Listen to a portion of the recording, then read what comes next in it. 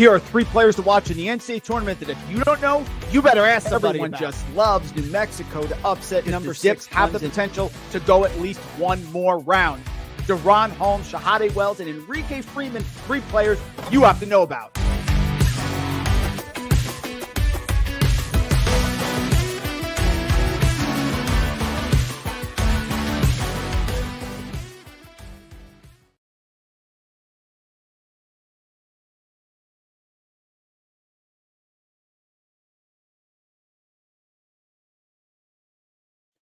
I love the music. I love the intro music so much that I muted myself. The FTN College Basketball Betting Show back with you as always.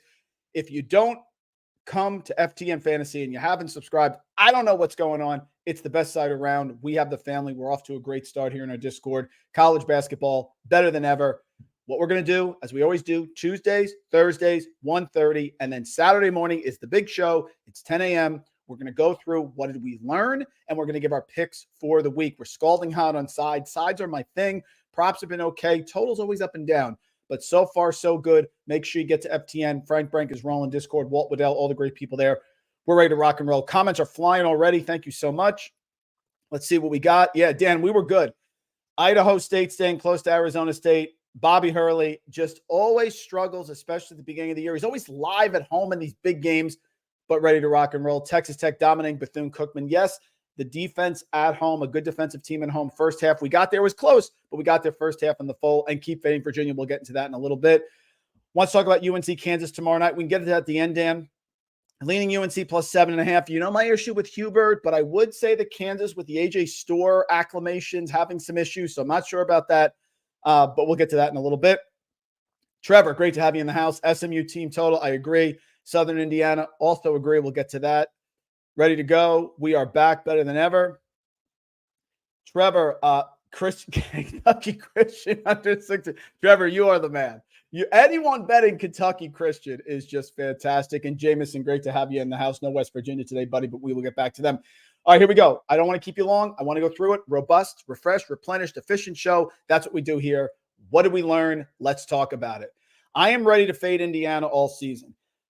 Mike Woodson loves to develop big men. And last night, we got the Omar Bala over 13.5 points. We needed 4 points in the last minute. That's fine. But their backcourt is going to struggle. Miles Rice under. We also hit that one under 14.5. He had 11. Too many turnovers. If you're not dominating Edwardsville, Southern Illinois, Edwardsville, if you're not dominating them, who are you dominating? I get it, Mbako. I get the bigs. Randle, they did a nice job. But you're not going to be able to win in the Big Ten against elite opponents with that style. I just don't get it. I am fading them all year. You want to look for some player props? I'm fine with that. But that game was very concerning. They did not cover. They did not pull away. And if your backcourt is not legit in 24, 25, that's going to be a problem in college basketball. How about Ryan Kalkbrenner? Missed this one, right? A big at a Power 6 school, it's a small school, missed it. And then Pop Isaacs being ruled out. Great job by Walt Waddell in our Discord, making that a mention. This should have been an autoplay. His point prop was 15.5. Shame on me for not betting it. Shame on you. 49, 11, and 3 for Ryan Kalkbrenner, the 3-time Big East Defensive Player of the Year. Could end up having 4. Great job by Ryan Kalkbrenner. Makes his free throws too, by the way. High Point is still good. High Point is still fun. High Point lost Duke Miles last year, but they do return 4 of their starters. They are going to be an issue. They get up and down the floor. Alan Huss does a wonderful job with them. High Point destroys Coppin State, 93-51. They have Jackson State coming up on Saturday, going to be on them there. North Carolina Central, UAB, who just couldn't beat Vermont. How about Vermont, huh? We'll get to that in a little bit also. But High Point still good. High Point still fun. Kyle Neptune is done. I don't want to have a Kyle Neptune of Villanova anymore. This guy struggles. He's come over. He was handpicked by Jay Wright. He left. However, he was still able to get the job when Jay Wright, it was at Fordham, when Jay Wright retired, unlike Hopkins, who couldn't come back to get Boeheim's job, unlike Amaker, who couldn't get the Duke job when he was at Harvard. They lose last night at home to Columbia. And my friend, Dr. Tony Anthony Vassallo, is thrilled for the Columbia Lions. Here we go. I'm getting texts all night. But that's a bad loss for Villanova. They are struggling. Remember, Baker Dunleavy is in the general manager position up there, much like Woj is at St. Bonaventure. He's a former head coach. He is lurking. They're paying him big money, but they don't want the season to go down the drain. I'm somewhat shocked he's still the coach this morning, and I will be shocked if this continues and he is the coach of Thanksgiving. I just don't get it. He's struggling. Villanova lost it. I'm going to fade them until the cows come home. This Notre Dame backcourt is fantastic. Micah Shrewsbury has done a wonderful job there. It's come over to Notre Dame, took over from Mike Bray, who had a very solid career, a tough place to win. This backcourt is going to be very, very good. Last night they play Stonehill. They win by 29 and they cover. The backcourt that they have there is Marcus Burton, sophomore, and Braden Shrewsbury, who's Micah's son. Marcus Burton puts up 18 points, makes his free throws. Shrewsbury makes his free throws. That is a backcourt that's going to win, that's going to cause upsets at home. I like this team. I like this Notre Dame team. They're going to be live. No one's going to bet them. And when they're home and they're an underdog, that's going to be a nice place to be. I just want to put this in there. Scott Cross covers. So put it there. A shout out to Taylor Travis, one of our subscribers here. I put this on my X account. Follow me, Randle Rant. That he got tickets. One of his bosses is like a Houston Cougars donor. And the only tickets that were available was the Troy game. And he saw it come up on his email. He said Scott Cross covers and took it. That's going to be a tough one, but let's see what the line is. They're looking forward to it. I had to put it up there. I mentioned Fade Virginia. Watched them last night. You can't lose a great coach like Tony Bennett and not expect there to be a struggle. Good for Ron Sanchez, who doesn't have a great record at Charlotte, by the way. I know Ron Sanchez was the handpicked person here, but not a great record. Their offense looks terrible. They have no playmakers. They're not going to be as tough on the attention to detail with the wide body balance on the screen and all those little things because they have to be because they don't have the talent. That's going to be a problem. They didn't cover last night. I don't expect them to cover many games. Going to be fading Virginia. And folks, they get down big. They can't come back. They don't have the offense. Didn't have it under Bennett. They certainly don't have it now. Ed Cooley, you can still keep mouthing off to fans. Remember last year somebody said something to him and he goes, and I'm still rich. You can still be rich, Ed. Okay, but you're still struggling even at Georgetown. Last night, the Hoya Paranoia, he's trying to build this and he's got a nice contract and he's going to take a while to get it going. But last night, Ed Cooley, little frisky in their opener. He ended up getting the win over Lehigh, 85-77, but he's got Fairfield coming in, and then the aforementioned Notre Dame. I think you know where I'm going there. They're going to score, but they're not playing any defense. Was really impressed by Micah Peavy. Micah Peavy played for Texas Tech, played for TCU, good wing, experience in the Big 12. They have Jaden Epps. They have Malik Mack. The sophomore came over from Harvard. Sorber was really good, made his free throws 10-13. Georgetown, look for the overs, and Georgetown, I am not laying points with the Hoyas. Ed Cooley does a nice job building a program. He had the one run with Providence. I'm not sure Ed Cooley is long in the tooth for taking Georgetown back to the status that they want to get to. Still rich, Ed, I know. Still struggling. San Diego State is down. They're young. Nick Boyd, the Florida Atlantic transfer, saved their bacon last night. They're going to take a while. Brian Dutcher's an elite coach. Great job by him. Went to the finals a couple of years ago. Broke my heart. Florida Atlantic with a shot at the end to beat him in the Final Four. Beat Florida Atlantic by 1. But they're young, so they're going to learn. And that's still a team that I think right now we can fade a little bit, even though I trust that as the year goes on, Dutcher's going to make them better. Here we go. Today's picks. Let's get rocking and rolling. We got any comments? I don't want to ignore the comments because I'm here for the people.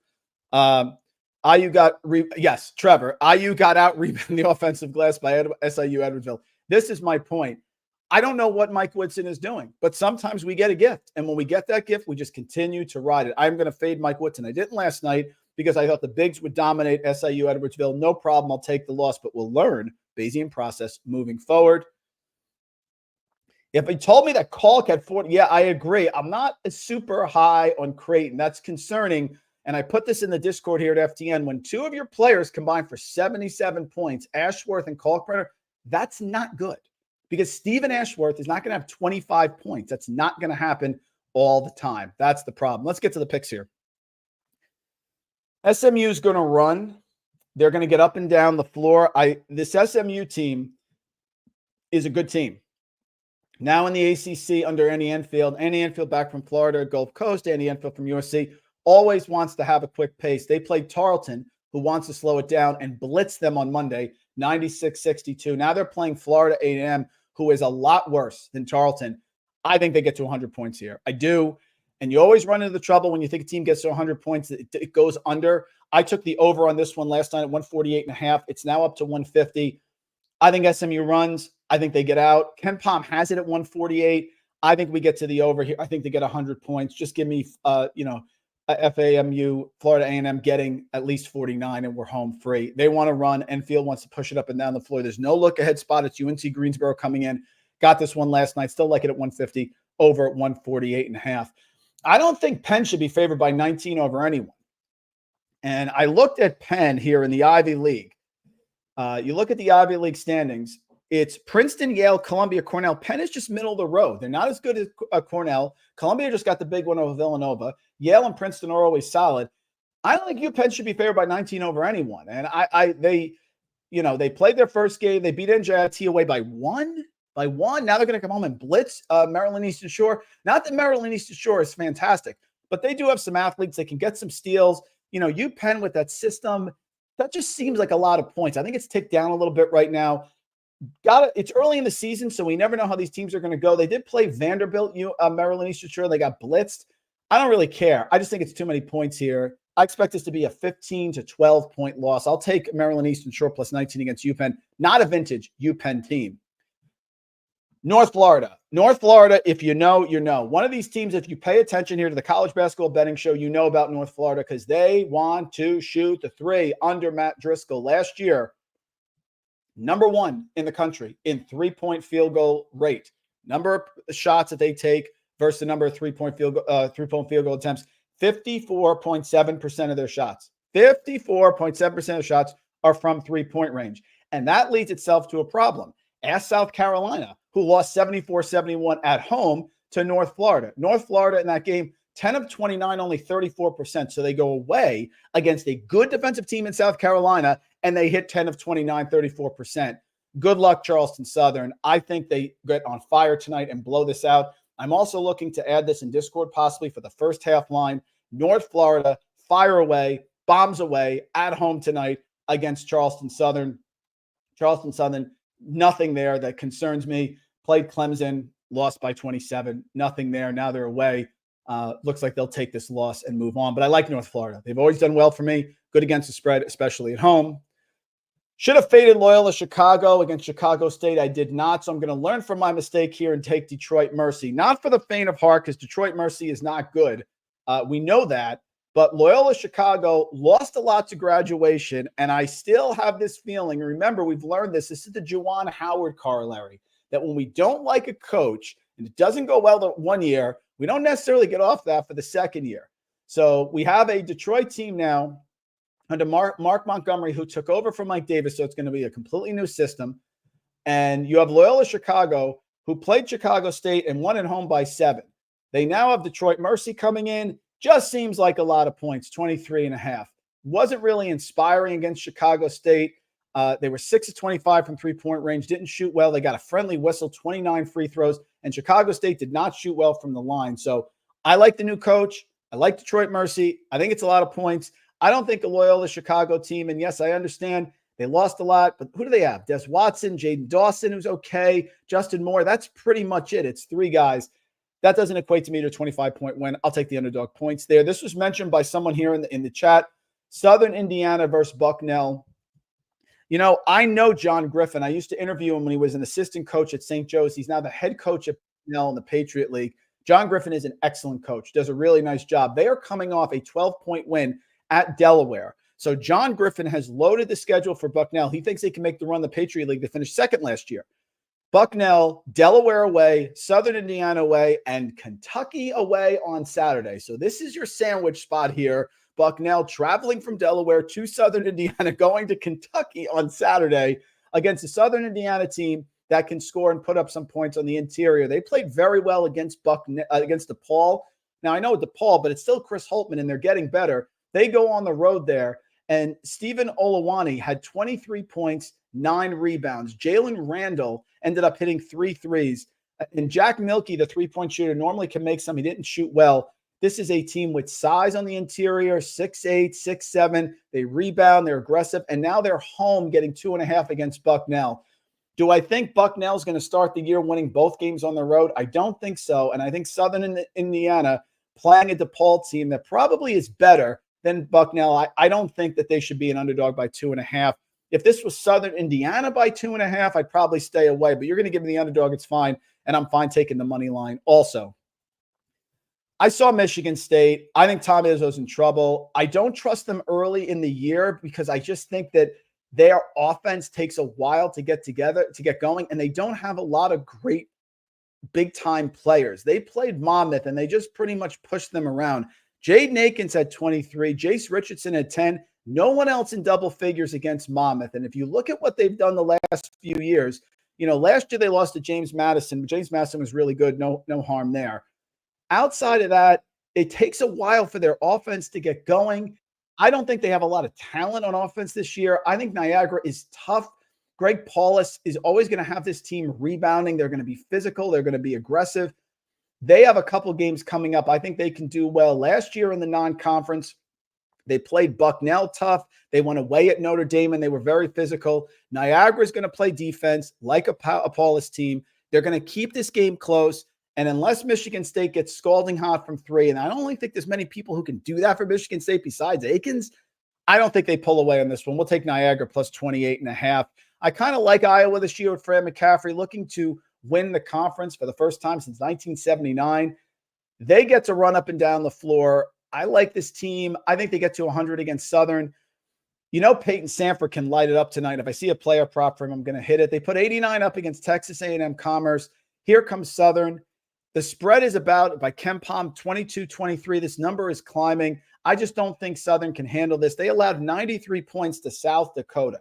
South Dakota is not even in the same stratosphere as the offense that Iowa's going to bring tonight. This, to me, smells of the classic game where Iowa gets to 100.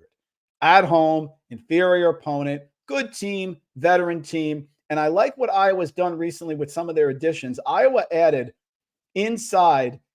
They had Peyton Sanford. Josh Dix did a nice job. They have Owen Freeman, freshman last year, was freshman of the year in the Big Ten. He's going to be an issue. He had 15 points and 9 rebounds. Physical guy inside. I like this team. I think they're going to get to 100 tonight. I think they're going to blow out Southern. 30-point win for them. I love Florida. I love Florida explosiveness. They didn't even shoot well in their last game, Florida, when they won their first game of the year, and they were able to hang a huge number. They shot really poorly. They play with pace. Their pace is always top 20 in the country. They played South Florida on a neutral and got to 98 and didn't shoot well. In that game, Florida was only 5 of 26 from three-point range. They're going to shoot better tonight. Tonight, when they're playing, they're going to be in their home opener against Jacksonville. 14. KenPom has it at 18. I think they get it in the first half, 14. They're clearly a better team against an inferior opponent. Jacksonville barely beat Trinity Baptist in their first game, which is not even Division I school. So we're hitting them for 14, and we're hitting Florida for the full game as well. This number is entirely too high. Wisconsin, slow pace, doesn't have a lot of explosiveness. Last year, they were bailed out in these non-conference games by A.J. Storr. They don't have anyone like that this year. They did beat Holy Cross, but that game was close for a long time. Montana State, one of the favorites in the Big Sky. This is their first game of the year. They're physical. They're well coached here. This isn't Danny Sprinkle. It's Matt Logie in his second year. And Montana State was very frisky. They went away at California. They played well against Washington. This is too many points. Montana State, it's already ticked down to 17.5. Montana State is a good, disciplined Big Sky team. Wisconsin is going to see someone that's similar to them. They're not going to give them turnovers. They're not going to give them extra points. This is a slobber knocker tonight. Wisconsin wasn't pulling away from Holy Cross. You're going to give me 18 with Montana State. I'm going to take it. I liked Idaho State, what I saw the other night.